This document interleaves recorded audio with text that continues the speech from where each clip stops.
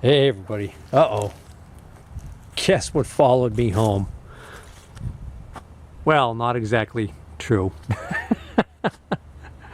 Yeah. So I picked this thing up last night. Actually, yesterday afternoon when it was still light out. Hey everybody, welcome back to my channel. Let me ask you something. When you hear the words Yerf Dog and How Hit, what comes to mind? Well, if you're like I was about a week ago, absolutely nothing. But if you're an enthusiast of Chinese-made go-karts, you know exactly what we're talking about. Alright, so this is the new acquisition. This is pretty sure that this is a Yerf Dog Spider Box adult go-kart, I believe is what they're calling this thing. So this thing pops up on Marketplace. And my kid's been bugging me about a go-kart. So we talked about, well, maybe we could take the old KVF Kawasaki ATV and somehow transform that frame into a go-kart. And the more and more I thought about it and looked at it, the more I realized that was going to be a nightmare. It was going to be way too much trouble, and we still didn't have a motor. He pulled out an old snowblower and Briggs and Stratton that I had. You know, I said that motor we checked it had good compression. We could probably get it running, but it was like a 5-horse Briggs. And really, I thought, you know, I wanted to try and get something different. So started looking online, seeing these Chinese ones. Went for a ride all the way out to Stafford Springs, Connecticut, like an hour drive. Looked at one that was advertised for $1,200, but it had been up for a while. So I thought maybe, hey, maybe the guy's looking at a deal on the price.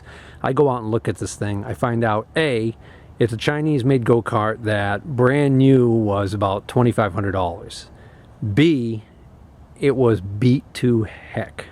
I mean, it was really, really bad. So this is also a travesty. This has also got some serious things wrong with it, but it's got a lot going for it. First off, when it popped up, he popped it up on Marketplace. He was asking $300 for it. So I messaged him and I said, well, what's it need? So this is kind of like the giveaway that I don't think this guy even knows the full history of this thing. He tells me, he says, well, it needs a motor. The motor was seized, but he says, I have 2 Briggs motors, and he would include them with the cart. So I'm like, okay. So I didn't really know much about these carts at the time, so I'm thinking, okay, well, maybe that's plausible. You know, put a go-kart, a Briggs and Stratton snowblower type of regular engine on it, and there are some go-karts that have that. But he also said, you know, if I come and get it tonight, he'll take $200 for it. Well, I was going to go out and look at it, but I didn't like the idea of going out there. It gets dark so early, now that we're in daylight savings time. I didn't like the idea of going all the way out there and not being able to get a really good look at this thing. And he wanted to meet me at a Cumberland Farms and have the thing in his truck, so it'd be like I'd be looking at the thing in the bed of his truck. Long story short, as fate prevailed, because somebody had contacted me that they needed to come over and they wanted to pick up a TV that I had for sale. And the TV was a very nice TV and was worth a lot more money than this piece of junk go-kart. So I quickly said, hey, I can't come out tonight. So he also said that somebody else might be coming for it. And I was like, hey, you know, so it wasn't meant to be. Next day I noticed it's still up for sale. So I said, all right, are you available during the day today? Thinking to myself, I can get out there and see it in the daylight, right? So he agrees to meet me again. And I get there, and this is what's in the back of the pickup truck. No Briggs and Stratton motors. So I'm like, okay. So now we got no engine at all. And then I'm looking at the thing and I'm realizing I'm starting to think this isn't supposed to have that kind of a motor on it. So I get to talking to him, and he didn't know what kind it was, but this is the fuel tank. And I'll get to that side in a second. So what it says,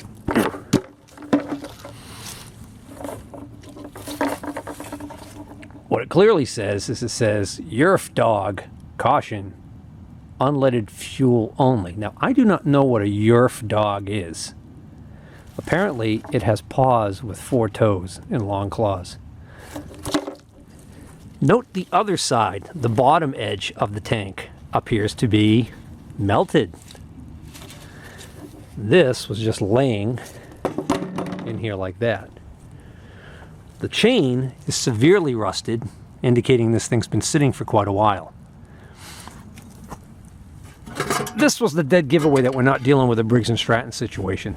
This appears to be the original carburetor. Appears to be a Mikumi type of Japanese motorcycle or ATV carburetor, or Chinese, right? So then I say to him, I said, well, where's the original engine you took out of it? He said, well, it's junk, it's seized. It's locked up. I said, yeah. I said, you know, but do you still have it? And he says, yeah, I think so. So I'm like, well, I'd be interested in the motor with the cart, even if it's junk. I'm thinking to myself, I just wanted to get eyeballs on the motor that was in here originally, so I would have a better idea what I'm going to be needing to look for on the secondary market as far as a replacement motor for this thing. I mean, just knowing the dimensions of the thing would be helpful. I ended up buying the thing from him. I'm looking at it and I'm like, ah. So I told him, I'll give you $150 for it. So the guy heads around the back of his garage, and it was after dark already, and he pulls this thing out of the weeds and the leaves, brings it on over, and I take one look at it and I see this is all melted. And I had already noticed that the underside of the fuel tank, which is plastic, which was with the go-kart, the underside of that looked like it was melted. So it appeared clear to me that this thing had caught fire. His explanation for this damage was that he thought it was just because it was left laying near the wood stove in his garage. But I'm not convinced about that. The reason why I say that is because it's not just this melted. The wires are just really, many of them are melted off. The ignition coil and the electrical components that were supposed to be in a mount above this engine on the go-kart, they're completely missing. This thing looks like it's in really rough shape. The only identification we have on this motor that I've found so far is that on this side here is this little placard right here, which is a little plastic cover that says how hit. So my understanding is that this is a 150cc engine that's very commonly used in many Chinese go-karts and also scooters, and there was a third thing, wasn't it? I forgot what the third thing was. I thought there was a third thing these were used in.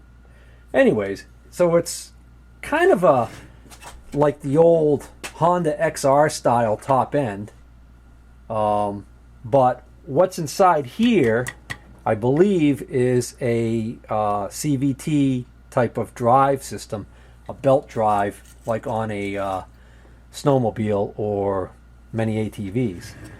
The thing that's great about getting this is, even if this is completely junk, what we'll be able to do is we'll be able to take measurements from the mounts here and this mount back here and the distance of it, and we'll be able to use that to make sure that when we order a replacement engine online, because they do sell replacement engines online for around $350, $400, we'll be able to actually get the right size motor to fit right in there. The carburetor's not on here right now. The carburetor's actually on the go-kart. It's pretty corroded, but I'm not really worried about that because I think that, like I said, I think this might end up being junk anyways.